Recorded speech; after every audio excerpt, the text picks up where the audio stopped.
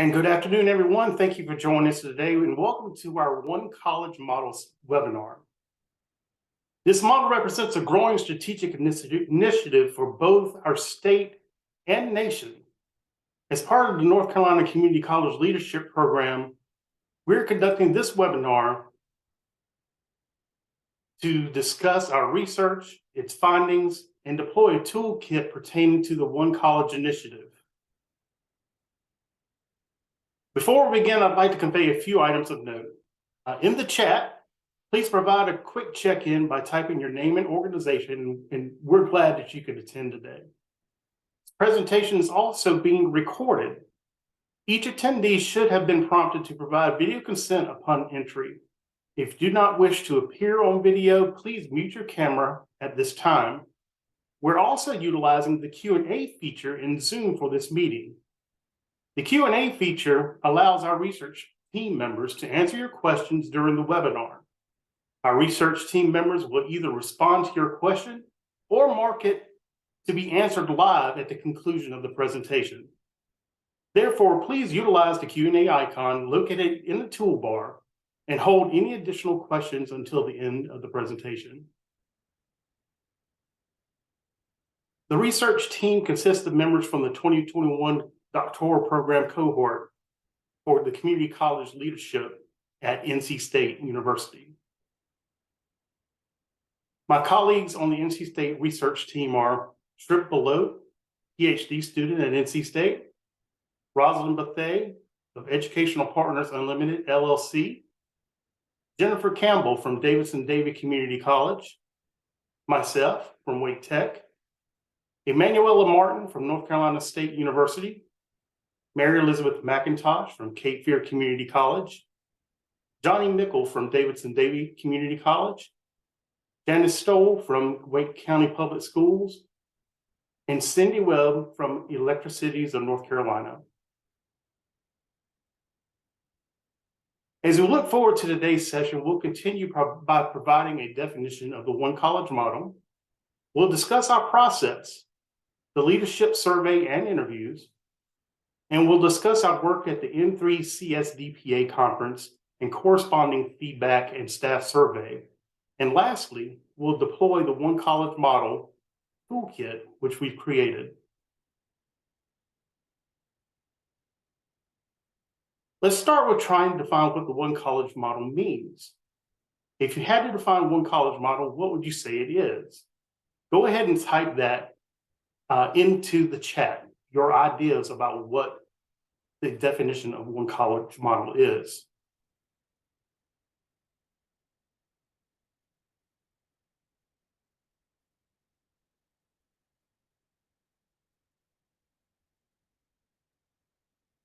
Very good. Excellent.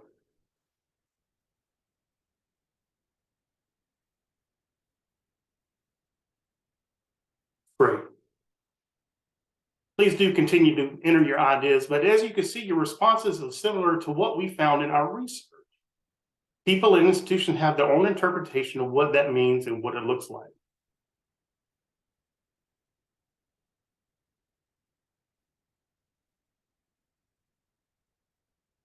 When we asked our new North Carolina Community College System President, Dr. Jeff Cox, what he thought One College meant, this was his response, and we have permission to share this with everyone today. If you look at his definition, in layman's terms, to me, it's about the different areas of the college: curriculum, continuing education, workforce, customized training, etc., working seamlessly together to help any prospective student get to the right program or place on campus. In other words, a student who walks onto campus and wants to learn how to weld would be asked a few questions and then guided to the right place. Under a One College model, that student wouldn't be asked if she were curriculum or con ed, like she knows the difference. Essentially, this model is supposed to collapse our silos and unite both sides of the college under one umbrella. Next, I'm going to turn it over to my colleague, Johnny Mickle from Davidson-Davie Community College to discuss our why. Thank you, Jeff, and good afternoon, everybody. So, as Jeff said, I'm Johnny Mickle from Davidson David Community College, and I'm going to talk a little bit about our processes and sort of the combined goal that we all had. So, as we just saw from Dr. Cox's statement, students are really the core of what we're talking about here. We know that both through collected data and from our own experiences, that a significant number of our students are minoritized, first generation, and likely to be in poverty. So with one or multiples or all of these issues, or even things that we haven't listed in that short list there, it's really important that we focus on the student experience and really how they're processing through our colleges. So as community colleges, our shared mission is students and their success. So implementing changes we know is always difficult, and it's also an extra layer of difficulty when we're trying to manage that change where it benefits both our students, the community, and also us as faculty and staff. But when we do that, it's a total win-win for everybody that's involved. And really designing those straightforward processes can be really tough. But once we do that, we're able to really identify the outliers there so that when we have students, coming in, we really know the difference between a situation that's unique and a situation that's kind of everyday. And so having a very straightforward approach like the one college model can really help us achieve that. Next slide, please. And so the value of adopting a one college model is really multifaceted. The general idea there is that we're removing educational speak from the student, the frontline process for the student. Again, as we saw in Dr. Cox's example there, student doesn't know the difference between Con Ed and curriculum, and I know, or CU and CE, as we tend to say ourselves. But also too, it's providing a single kind of frontline entry point for the students and community. However, one of the things that we're going to really kind of hone in on today is that the one college model is not the one-stop model. So you'll see here that it is listed there as the second bullet, but it is a component of it, but it is not the same thing. And so because one college is really aiming to integrate systems and to really push innovation between teaching and learning, and that's really through aligning of goals and other initiatives such as credit for prior learning, when we talk about veterans and their military service, continuing education stuff, the classes they may have taken, the information there, and then all the other ways that students come to us with a variety of knowledge and skills and things like that. Also, one of the big things that you'll see is really cost savings on some of this stuff, because the idea there is that if you have a more centralized staff and they're cross-trained there, it's a little bit less, hopefully less wasted time, less confusion. And theoretically from that creates a much better retention rate for you and your students, because again, they're not floating around here trying to figure things out. They know the place they go, back to that kind of one-stop model. Next slide, please, Jeff. So we're graduate students, we're doctoral students. So of course we had a process. So Jeff, you'll go to the next slide for me. So as any good grad student, we started with a literature review. And one of the things that we did in that process was kind of talk with the system office. We worked with JW, and we kind of came up with our collected goal, our collective purpose for this. And then we started into our research with one college. And one of the things that we found out very quickly is we're probably the experts on this, which is kind of scary.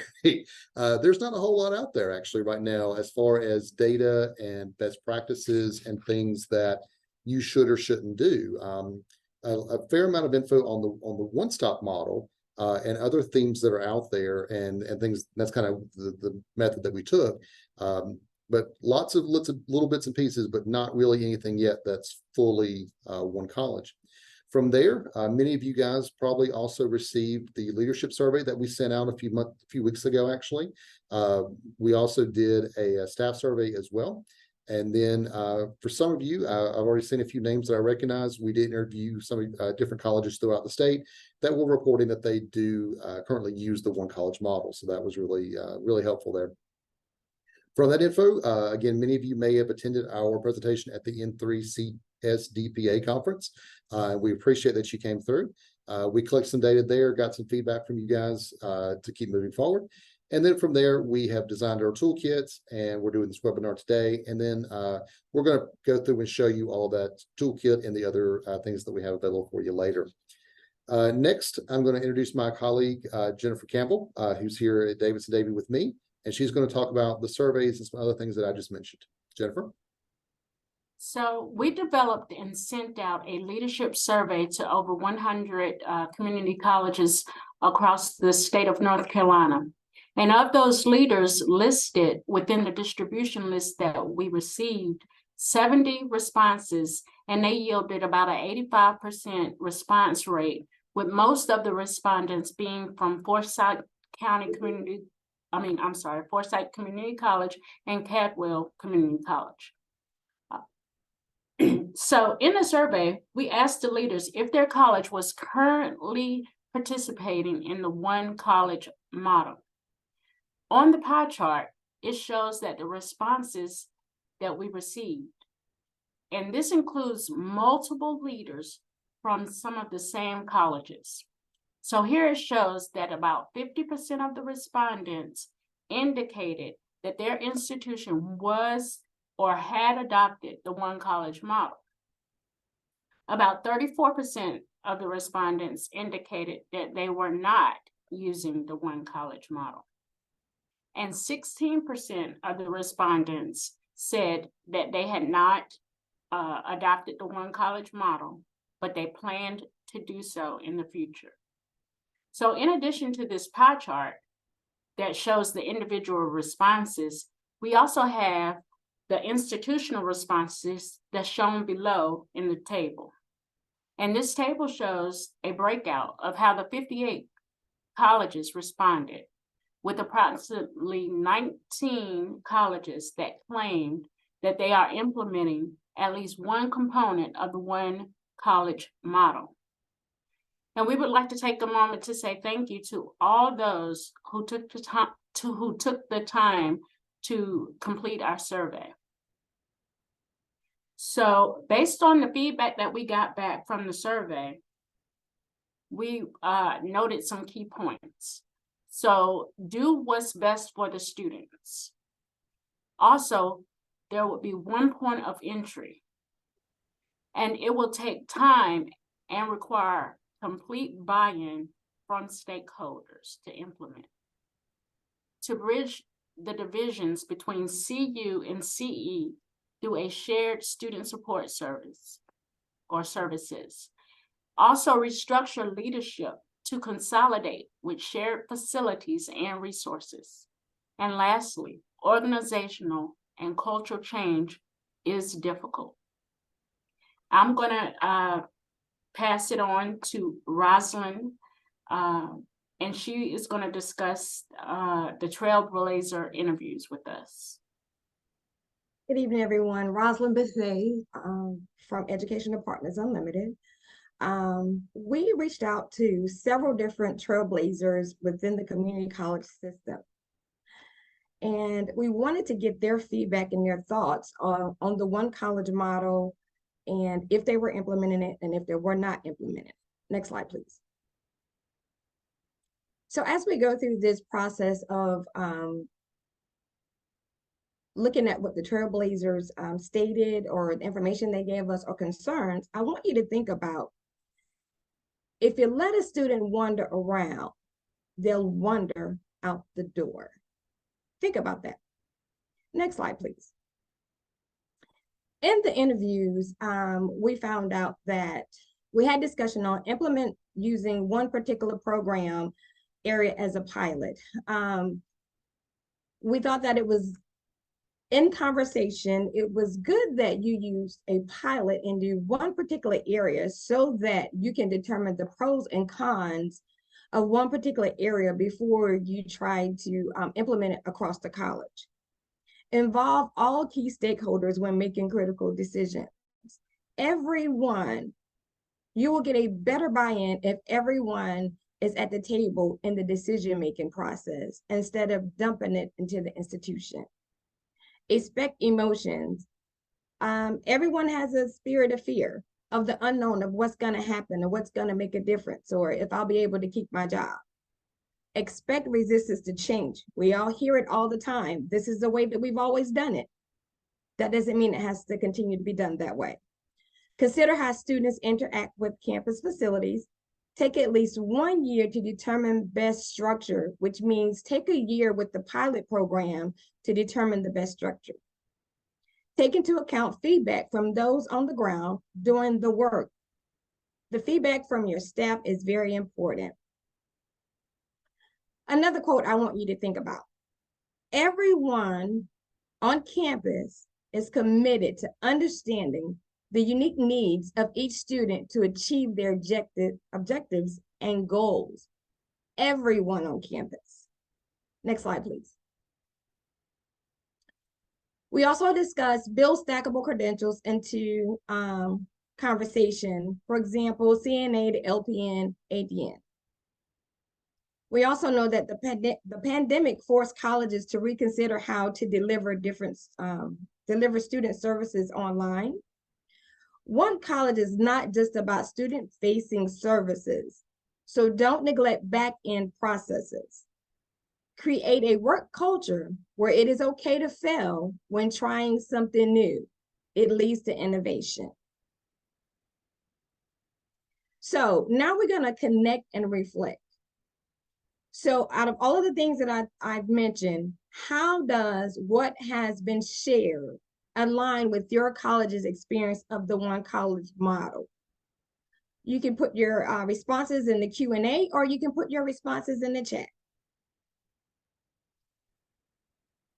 Now I will be turning this over to Emanuela Martin of NC State, and she's going to talk about the N3C DSPA feedback. Thank you, Roslyn. At the N3CS DPA conference, 40 of our session participants, made primarily of student services staff, were asked how would they define One College, and to share their thoughts. One group created an illustration about bridging the gap. You can see One College is described as connecting continuing education to curriculum through cross-training staff and collaboration, which is essential. The one-stop model was also mentioned several times. Additional feedback that was shared by the participants showed us that more staff had an overall understanding of the One College model than anticipated. It was also shared that the location or a one-stop shop is equated to being One College.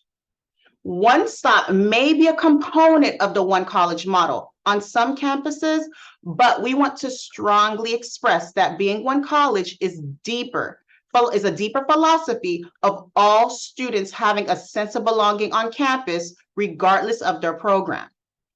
Being One College should also involve educating stakeholders on the various programs, whether through continuing education, economic and workforce development, or curriculum. As One College, you must make sure to continue bridging the knowledge gap by creating a shared understanding of universal information or centralized knowledge. In the same vein, clear and constant communication is a vital element, and cross-training and ongoing professional development is necessary.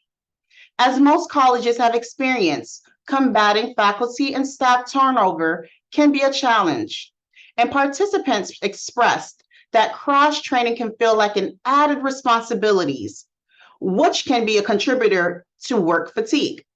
However, we must remind them that it may also increase the opportunity to lighten the load if the work can be shared. Some groups shared that updated program crosswalks from continuing education to curriculum are needed, and that the registrar's processes between continuing education and curriculum should not work in silos. Also, we must recognize that the current organizational structure of most colleges are not designed for continuing education students. Therefore, we must be thoughtful in the ways that they are incorporated into the campuses.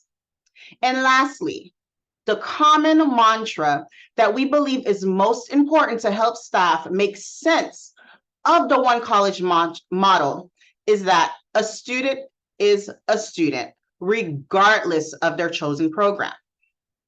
I'd like to share that some of our session participants from the conference asked if they could also respond to the survey that was previously shared with leadership. We sent all 40 of the participants a modified version of that survey, and only 8 responded. So I would like to leave you all with this quote: "Culture eats strategy for breakfast."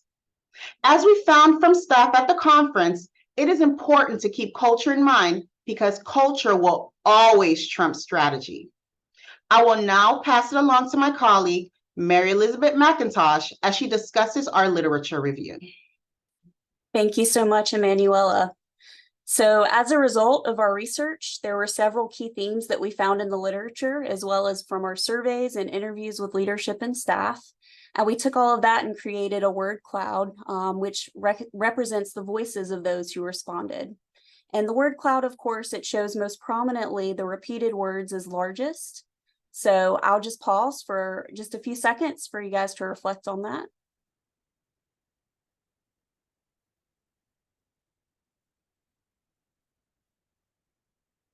Okay, so key themes include student. First and foremost, again, this always goes back to our why. Outcomes, processes or process, that goes back to efficiency. And data, so making sure that you're making data-informed decisions. Next slide. Okay, so what are the key themes and potential benefits identified from our research? So that includes a shared vision and mission. So it doesn't matter if you're looking at the top, middle, or the bottom of your college, everyone has to have the same understanding of what one college is and how it connects. So if you want everyone at your college to feel the same sense of commitment to all students who walk through the door, a shared vision is imperative. Integrated governance structure. So everyone's heard of that phrase, the right hand doesn't know what the left hand is doing. So sometimes one division of the college is completely unaware what the other division is doing. So you have to have an integrated leadership structure that's working together for one college to work. And that's also a benefit. Interdisciplinary collaboration. So collaboration, not competition, being a key word. So programs are serving students and their needs as opposed to defending their silos.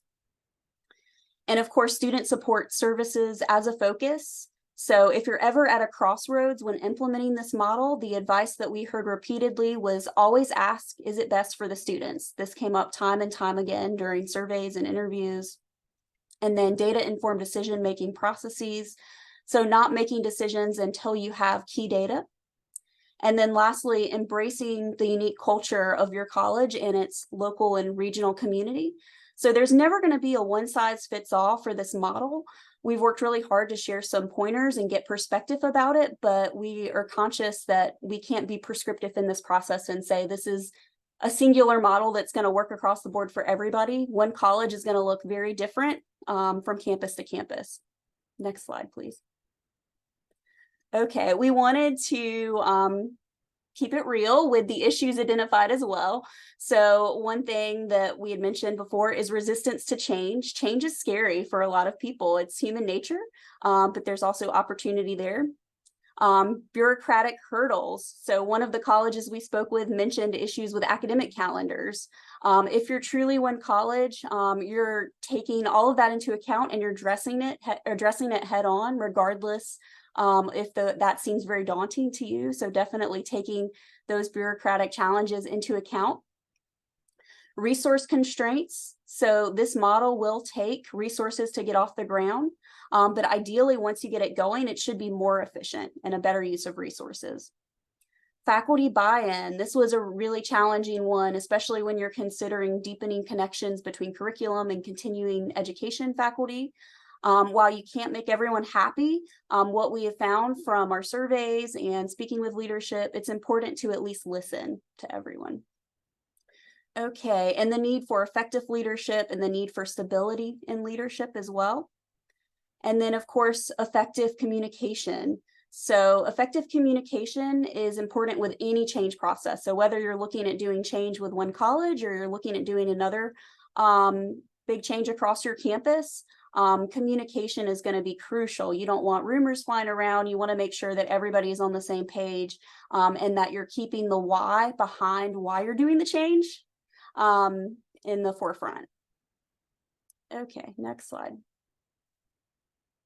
Okay, since one college as a concept, like we said, it's relatively new. There's still a lot of work and a lot of future research to be done. So what we would hope moving forward is that the long-term impact will be investigated. So a lot of colleges that are starting this model, they've only been doing so within the last couple of years. Acceptance of change. So with this model, you're never going to completely arrive. The colleges that are doing the work are recognizing that and seeing that this is something they're going to continue to work on and continue to structure in a better way. So being accepting of the change and being comfortable with being nimble for the future is going to be important. More research is also needed for change management, specifically for community colleges. The role of technology, we also see this as an area of research because, of course, technology continues to rapidly change. So we feel like that may also drive more colleges to look at one college. And lastly, evaluating effectiveness in different institutional contexts. So one thing we grappled with throughout this project was how different institutional sizes, locations, service areas, how they're implementing and how that might be different. There's still a lot of need to look into that and understand that better. Okay, so in the words of our project mentor, J.W. Kelly, the best plan is the one implemented. We've shared a lot as far as the data that we found through this process. And while that was a critical place to start, we also recognize the need for practical application. So with that, I'm going to hand it over to my classmate, Cindy Webb. Thank you. Good afternoon, everyone. I'm Cindy Webb. I'm with an organization called Electricities of North Carolina, and I'm going to talk a little bit about this toolkit that we were charged with developing. One of the deliverables that we were charged with creating is a toolkit to help community colleges navigate the process of adopting a one college model if that is what they choose to do. And as good doctoral researcher students, we wanted to choose a theory in order to serve as the foundation and the framework for the toolkit that we created. Next slide, please. All right, so when we were evaluating the different options that are available, there's lots of different organizational change theories that exist. And when you think about the one college model, it's essentially about organizational change. And here are, on the slide here, you can see some of the theories that we took a look at and we considered. Each theory has its own focus and its own direction. Some of the ones that we considered was the McKinsey model. This is a great model. It's very holistic. It incorporates opportunities for you to evaluate the process before, during, and after a large-scale change project. But one of the limitations is it's very complicated. The Lewin model is a more simple model. It also incorporates that emotional response people have when it comes to major changes, and their focus is on that change implementation process. Another model that we looked at was the Deming model. This is probably one of the more popular models that many of you that have joined us today are familiar with. It's an ongoing process. It's great for smaller pieces of a larger change process, like a single program or a single process, and the focus is on the process. And then there's the Cotter model, which is an 8-step actionable checklist that you can use when it comes to major change projects, and it focuses on the people experiencing the change with organizational change, taking into consideration all the different options when it comes to theories. The model that we decided to choose for our project is the Bowman and Deal 4-frame model. I'm not sure if you're familiar with the 4-frame model. Next slide, please.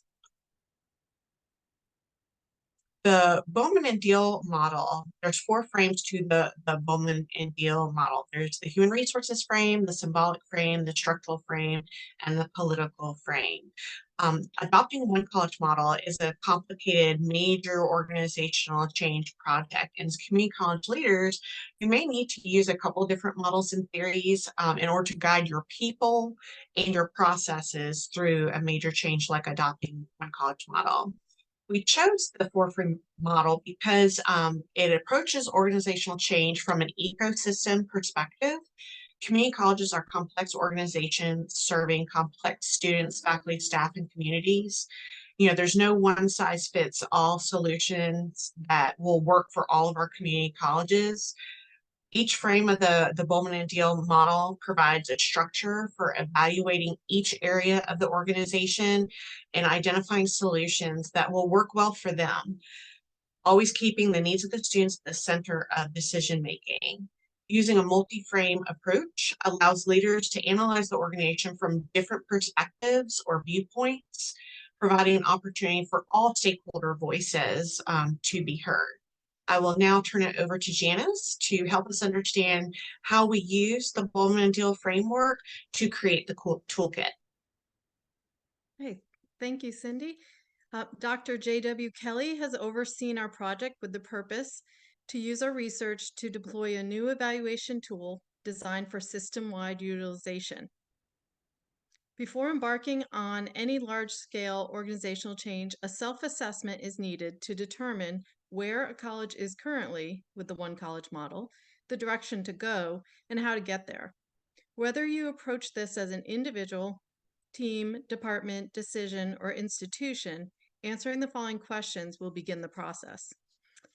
Using the Bowman and Deal 2017 model as the framework, this toolkit intends to aid community college leaders with change on their campuses. Each community college is unique, and it serves unique students and communities, preparing them for the global workforce.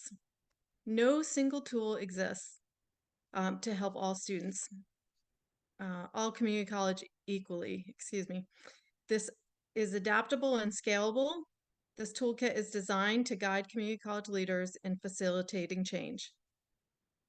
Next slide, please. The first one is the symbolic frame, and it addresses a sense of purpose and cultural belonging. It focuses on identifying needs and allows individuals to feel significant within the organization of the community college. It provides roots to members as everyone works towards achieving goals. When promoted by leadership and furthered by faculty and staff, it enhances trusting relationships. Having a shared mission motivates and recognizes quality performance. Values, stories, traditions, and celebrations as part of campus culture help to make sense of the world. Integrated with the other frames, political, structural, and human resources, it can propel growth and positively impact student outcomes. The symbolic frame is the foundation that ignites cultural transformation and builds partnerships benefiting all stakeholders. Please note, this frame is the example available in the toolkit that you will receive at the end of the webinar. With the human resources frame, the metaphor of family emerges. This frame encourages teamwork through asset-minded thinking. Leaders create an environment where individual strengths align with responsibilities and job assignments. There should be relational trust and reciprocal care between members. The human resources frame incorporates coaching, support, ethics, and empathy at all levels of the organization, the entire campus community. For the structural frame, a community college can be viewed as a factory with priorities of efficiency and excellence. Related to key performance indicators and strategic goals, the structural frame deals with execution. It focuses on professional development and skills training, supervision, evaluation, and high-quality performance. It requires adopting new technologies. Student success hinges on the structural frame, with its effective systems like guided pathways leading to in-demand degrees. Bowman and Deal stated, it is not whether organizations will have politics, but rather what kinds of politics they will have. They identify strong leaders as savvy negotiators and advocates who build coalitions and empower others to lead. The political frame focuses on positive influence for the greater good. Applying a multi-frame approach is critical in reframing situations and is an effective way to make sense of the complexities of community college. This slide shows a driver diagram, which is an example for college to clarify drivers for each frame and add in the prioritization of needs. It illustrates change theory. This can be used to plan institutional improvement. This improvement strategy can represent leadership's understanding of areas needing change. it can be adapted for continuous improvement and precedes implementation of the toolkit. Specifically, the aim of this sample driver is to adopt a one college model to increase collective institutional effectiveness of the North Carolina community college system. The shared mission is to open the door to high quality, accessible educational opportunities that minimize barriers to post-secondary education, maximize student success, and develop a globally and multiculturally competent workforce, and improve the lives and well-being of individuals. The aim is to show the why. The drivers show the what. That is, drivers identify what needs to be changed, and the SMART goals display the how or change ideas. It is best practice to create SMART goals: specific, measurable, achievable, relevant, and time-based. The change ideas are expected to help achieve the aim. Notably, a driver diagram is a visual strategy aligned with the college's strategic plan. Additionally, it can help with unity, communication, and collaboration to achieve measurable outcomes.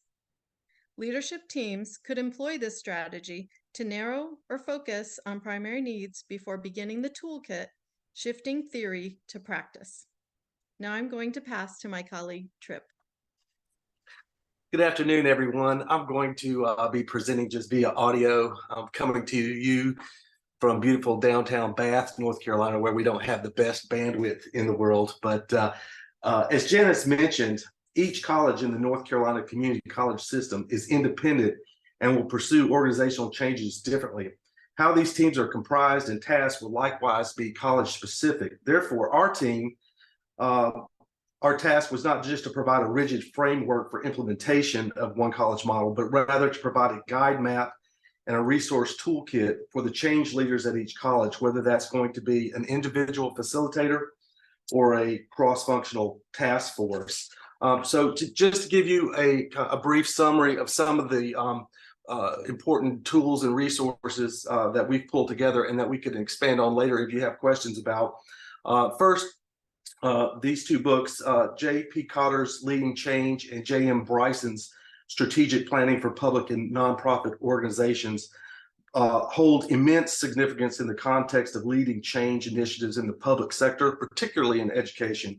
Cotter's work emphasizes the crucial role of effective leadership in driving successful transformations by outlining an 8-step process that encourages creating a sense of urgency, building strong coalitions, and fostering a culture of continuous improvement. Likewise, Bryson's strategic planning framework provides a structured approach for public and nonprofit organizations to align their vision, goals, and resources, ensuring that change initiatives in education are well-informed, evidence-based, and sustainably integrated. Together, these seminal works offer a comprehensive guide for education leaders to navigate the complexities of change, empower stakeholders, and achieve meaningful, lasting improvements in the public community college system. Next, you'll see at the bottom of that slide, we have shown some effective change management communication tools. Communication requires effective change management, requires seamless communication and collaboration. These communication tools, including Google Meet, Microsoft Teams, Yammer, Slack, and Zoom, play a crucial role in facilitating this process. Google Meet and Zoom enable real-time video conferencing. Microsoft Teams and Slacks offer comprehensive collaborative features, while Yammer fosters open dialogue. Leveraging these tools ensures transparent updates, quick decision-making, and active engagement, leading to successful change implementation. Next slide, please.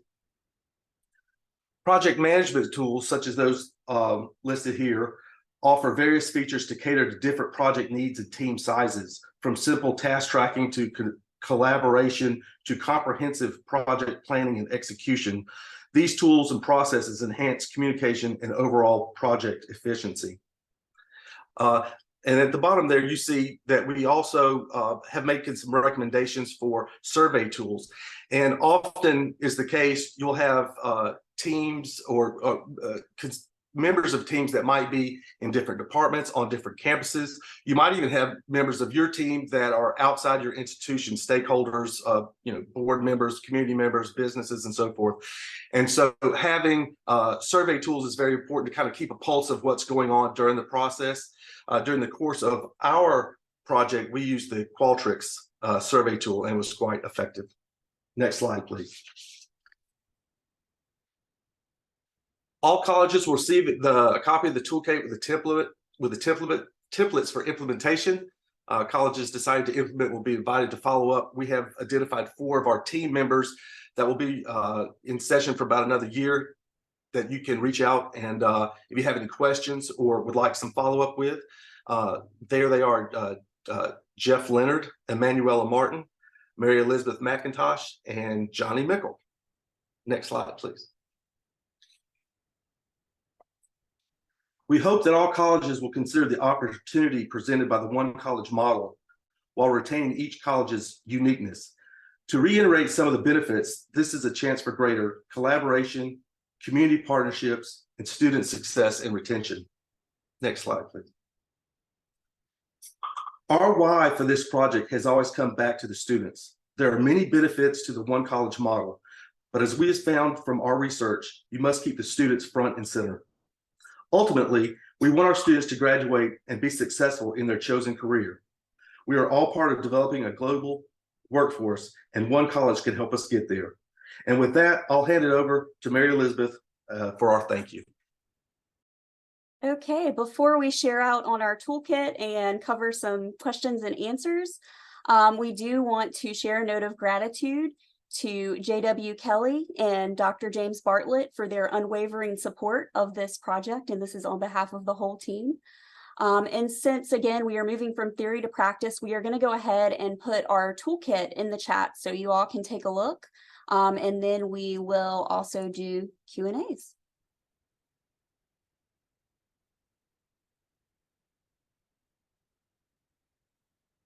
Okay, so there should be the PDF in the chat that you all can see and take a look at. And then I think we do have a couple of Q&As in the box, so we'll go ahead and share those out if they've already been answered. Thank you, Mary Elizabeth. So one of the questions we have is, how does the system office plan to implement such ideas when they are implementing Destiny One and advances that takes CE away from CU? This does not make for one student. And we're going to ask Johnny Mickle to respond to that question. So yeah, everyone, one of the things, and you can read through my answer there, I personally can't speak on the advanced SIS system in Destiny One. That I'm not in that in my college. But generally with this, the goal here was to give you guys a chance to learn more about this, to have this toolkit, to really have a place where if someone was wanting to learn about One College, they could start. As we mentioned, there's not a lot of data out there. And one of the things that as part of, because I'm assuming, that you guys have picked up on this, but this is part of our internship class for our doctoral program. And so JW Kelly was more than happy to help us here. And when we approached him, one of the things he had said was, hey, I've been getting a lot of questions about One College. There's nothing the system office in particular is going to be doing about this, but a lot of folks are asking for that. Would you do some research on this? And because it's something that, as you can see, took a lot of time and a fair amount of effort to gather what we have here. So, again, the goal of this is not necessarily to promote something that the system office is doing or not doing, because, again, in this case, they're not doing anything in particular, but again, to give everyone the opportunity that if they had questions or wanted to learn more about it, to reach out. I don't know if anyone that's from the system office is on right now that would like to speak about the Destiny One or Advanced SIS point that was made, but that kind of gets out of what I'm doing with this group and our focus, I think. But if JW or someone else wants to speak, they're welcome to at this point.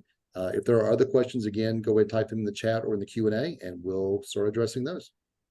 Well, Johnny, I'll go ahead and address the Destiny One and the advances, and we don't know exactly who that person is that submitted the question. I would be happy outside of this presentation to have that conversation about what could be done possibly to improve the relationship between the curriculum and workforce continuing ed and the potential disruption that maybe the two software platforms have caused in that. But I think that's beyond the scope of this presentation, and would be happy to have a conversation offline about it if you would like to. Thank you so much, Johnny and JW. We have another question for the group. Did all of you decide that this model is the way to go, especially those who are not at one college schools now? Anyone from the group can answer that question. I'd like to start and say that, you know, one college model, all colleges and institutions are different. And what I do think is that we can, any institution can implement pieces, if not all of it, right? Pieces that are beneficial to our students, beneficial to our college. Wake Tech has been implementing some parts of the one college model. And it's kind of a wait and see. As we discussed in the presentation, we're still waiting to see what the outcomes are. So you know, who here doesn't want to, you know, do the best for our students? You know, raise your hand, because everybody wants the best for our students. And I think that within the one college model, there are pieces that every institution can implement.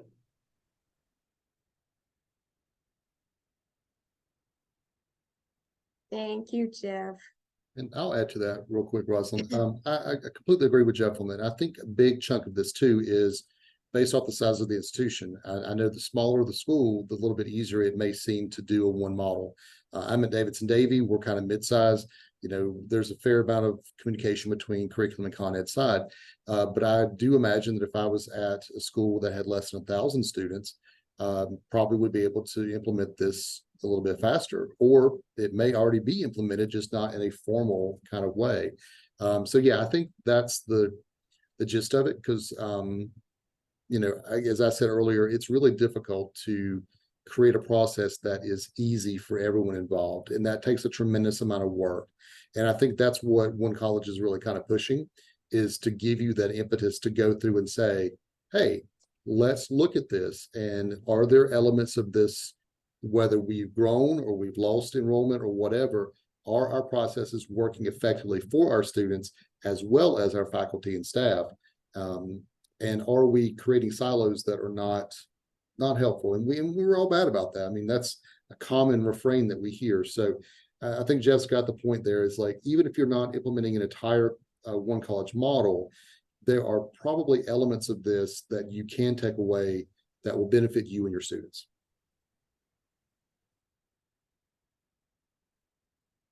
Thank you, Johnny. Any more questions for the chat?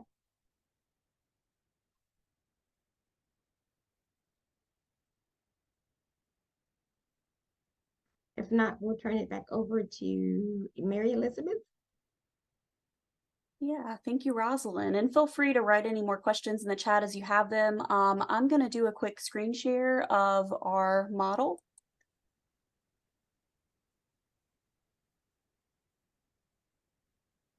Okay, so that should be pulling up right now. And as I mentioned before, that was put in the chat, so you can definitely follow along if you'd like. Can I just get a thumbs up from one of my team members that it's working? It's working. Okay, great. So this is our document that we've created. It's a toolkit, and again, it's just sort of a guide for one college and questions to think about, and recommendations as far as processes. So we have an introduction to what one college is, how do you define it, which I know we covered in the presentation, so I'll kind of skip through that. And then getting started, of course, Tripp had mentioned some of the tools and reading recommendations and questions to kind of answer. So who's facilitating this? Who's overseeing this change? One thing to think about is when we were writing this toolkit is to think about if you have someone who is a facilitator or maybe a small team of facilitators to help implement and to help make recommendations on the process. And then again, going back to our frames, We use that to create some questions to see how ready your college is to implement a one college model. And we started that, of course, with vision, mission, strategic plan. If that is counter to the one college model, we definitely think you should start there to make sure that that's in alignment. And then we have advice as far as where to go from there. Okay, and then here's the structural framework. Again, we mentioned this, but you know, you can answer questions. I think colleges may look at this and they may decide, okay, this is a packet that my leadership team is going to go through first. Or they may decide that there are certain parts of this model that they're going to share with their leadership team and other parts that they want to share with a task force that's set up across the campus.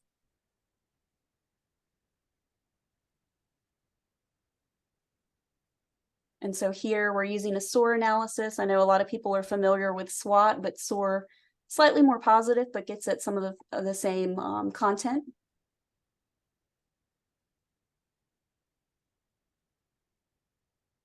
Okay. And moving on to the political framework. So this is all about leadership and resources.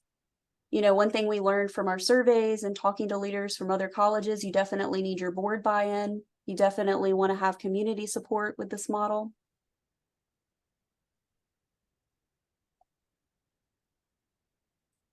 Okay. And then human resources frame. So making sure that you have the people in place to help implement this model, right? So one college, it is an investment in your faculty and staff. If you're going to dedicate time to cross training and dedicate time to getting everyone on the same page, you want to make sure you have some stability within your faculty and staff. Okay, and then we also reference SMART goals there. I know that's pretty familiar to a lot of people across the state.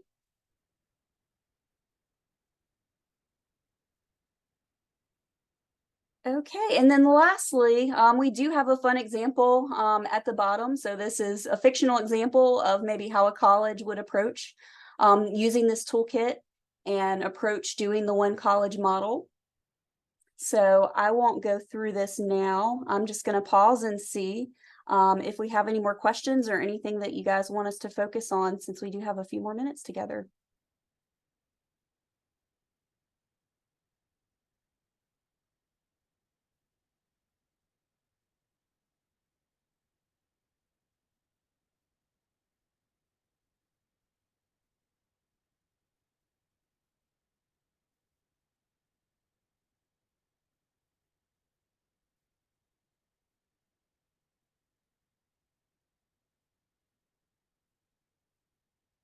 Okay, well, thank you, everyone. We'll make sure that the toolkit is also sent out via email.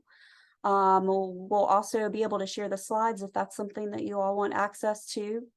And then if there's anything else to share, you know, from the team, you know, feel free to unmute, you guys. Just wanted to thank everyone for their time. Thank you, everyone. I appreciate you joining us today. Thank you for being a part of our project. Thanks very much. Have a good one. Thank you so much. Thank you. Yes, we will also share the recording as well.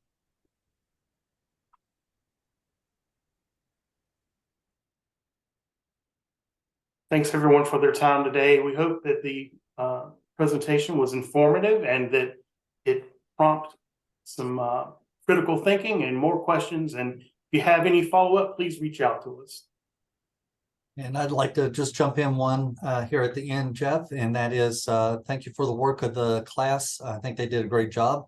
And one last thing is that if anybody thinks they might be using this toolkit to help them either progress or to start this type of work, if your college chooses to do that, we'd love to hear about it and maybe have a one-year follow-up, as was mentioned earlier. So thank you, everybody, for your time today. And thank you again to the class for all their great work.